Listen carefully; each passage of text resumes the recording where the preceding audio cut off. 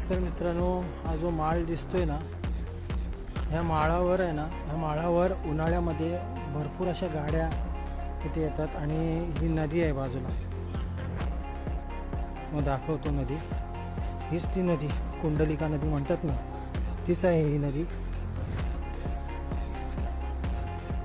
तर या नदीमध्ये लोक आंघोळ करण्यासाठी उतरतात. एक मस्त असा स्पॉट आहे.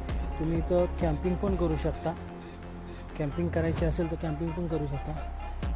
बघा, लोक येतात, मोठ्या संख्येने इथं लोक येतात आणि इथं त्यांच्या इथं पार्ट्या वगैरे पण होतात. असं हे ठिकाण आहे.